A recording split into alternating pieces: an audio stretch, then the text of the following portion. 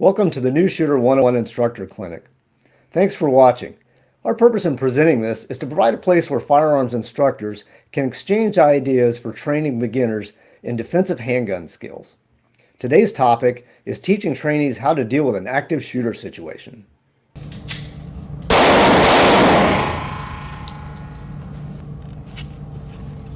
Ready.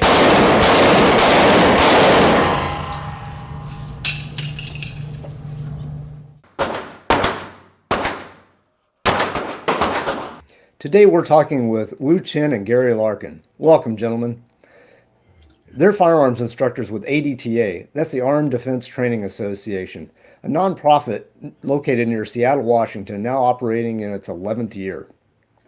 I'm Jeff Bickford, I'm an instructor, and Wu is our training director. Gary is the current ADTA president. Just now, you saw a clip from a video that we'll discuss. Wu and Gary, I'm going to ask you for some commentary on the skills that the trainees learned throughout the video.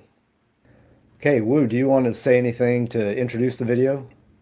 Well, yeah, thanks, Jeff. There are a number of things going on in this video, and one of the things I want to stress is the fact that as instructors, we're always giving verbal instructions to our students, and in real life, it's not always somebody yelling at you to get your attention.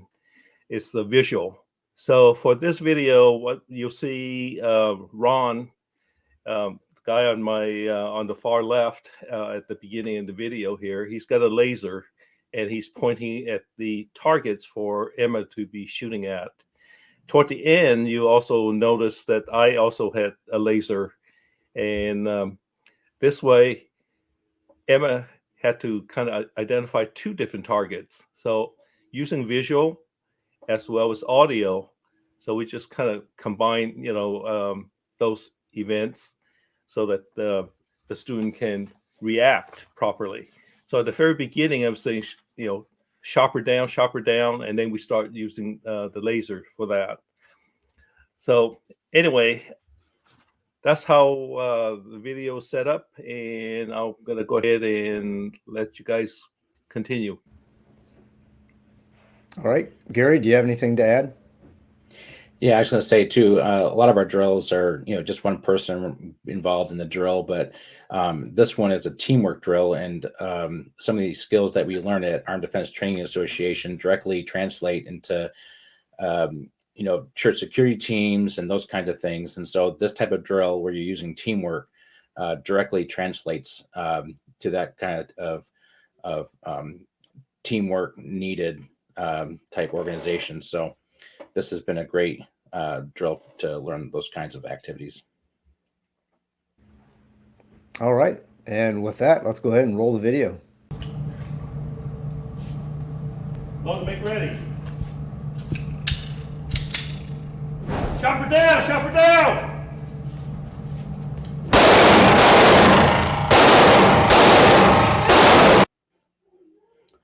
Okay, so at this point, there's a couple of things I'd like to point out when you have students do this type of drill.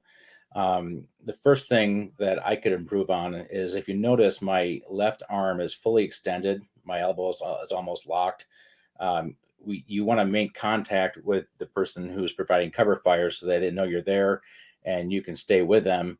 But I should be a little closer to her, and my arm should be bent about halfway so that as she moves, I can then adjust depending on how she moves. I can then adjust back or forward and stay with her there. So you don't want to lock your arm and be that far out. The other thing is, from a safety standpoint, is Emma is crowding the cover, and you can see her left foot is actually in behind the cover stand there. So she should be back a couple more feet. In this camera angle, she probably isn't breaking the plane. You never want to point your firearm or hold your firearm forward of the plane of cover that you have. Some could actually be on the other side.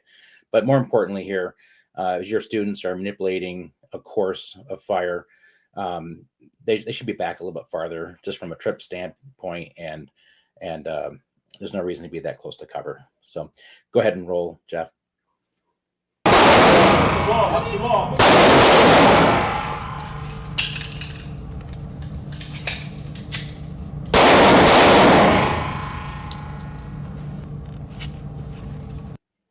Okay. So a couple more points.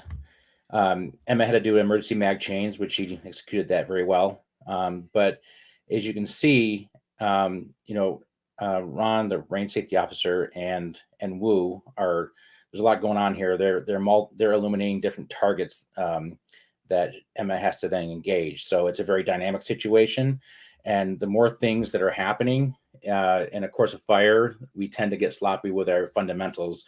And a fundamental of shooting behind cover is to minimize your exposure. And as you can see here, Emma's got at least a third of her body exposed.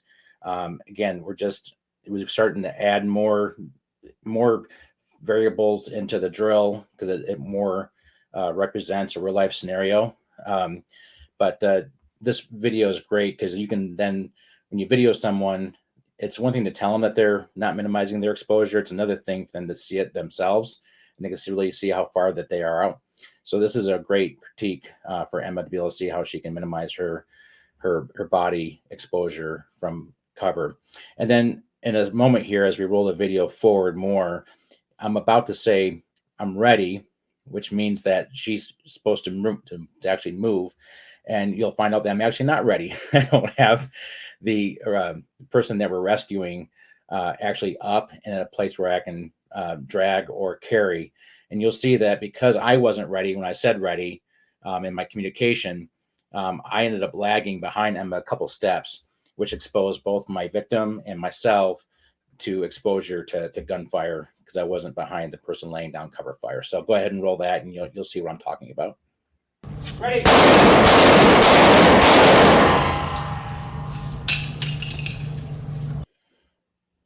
Okay.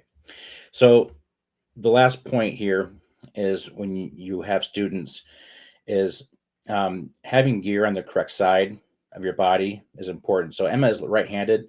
So her spare magazines should be on the left-hand side, her support side.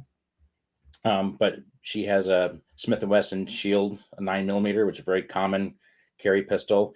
And we'll talk about that at the end, about what firearm you might use to carry.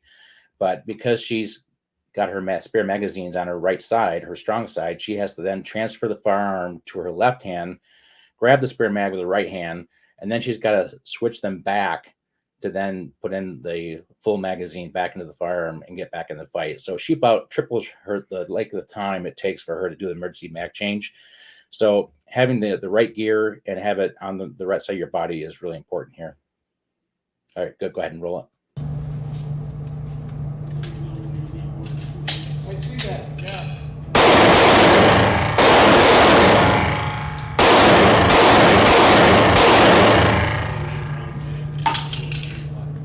You're clear. You're clear. All right, unlaunch, you're clear. Very good. Thank you. Good. And go ahead. So that was a really neat video. Do y'all have any summary thoughts you'd like to share? Well, I do. Thanks, Jeff. One of the things we notice over here, of course, is the application of the tourniquet.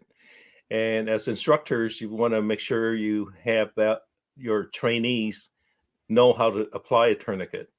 So make that a separate training segment, and then combine that with a moving drill like this, or maybe even a static drill before you get into a moving drill. So anyway, that's some of the other things we have for this was the fact that we had the tourniquet with the mannequin.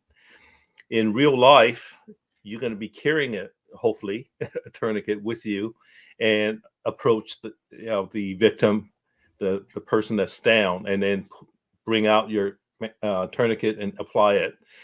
So it's one of the things, as you stage these things, you might want to think about maybe having the shooter carry a tourniquet and then carry it, to the victim.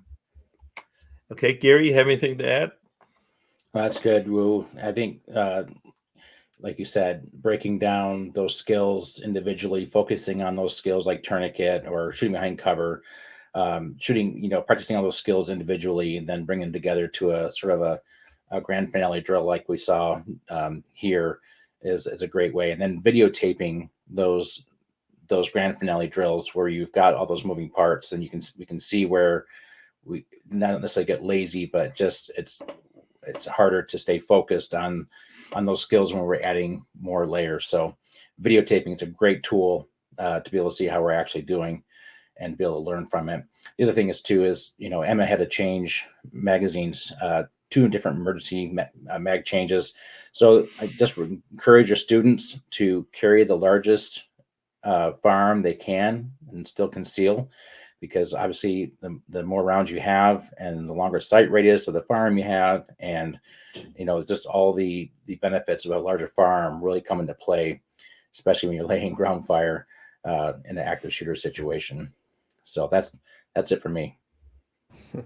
Oh, great. So that was something I actually thought when I was watching it through it was just when you look and break down the number of different skills that they're doing. You know, you're practicing shooting from cover, shooting from the move or while moving, use of a tourniquet, practicing with a partner. That's a lot of separate skills that are all put together in one minute drill. Seems pretty easy, but it's really complex once you put all that stuff together. And as you said, you can see where stuff starts to break down the more complex it gets. And having it dynamic as well, with the targets changing, really adds a dynamic that's Right. very real. Right. Especially Yeah. the visual. It's not the audio. Yeah. And the other thing about the size of the gun, yeah, I wholeheartedly agree with that, Gary. You know, carry the biggest that you can. Of course, with a small gun, small capacity, it sure makes you have lots of opportunity to practice your emergency reloads. It sure does. Yes. All right. Well, thanks, guys. Thanks for sharing the dissection of that video. That was really good. Well, thanks everybody for watching. We really appreciate it. Our motivation for making these videos is to start conversations with other firearms instructors who are training beginners. Let us know your thoughts and comments below. Tell us about your classes and events. If you like what you saw, click the like button. Consider subscribing to our channel too. Thanks again for watching. We hope to see y'all at the range.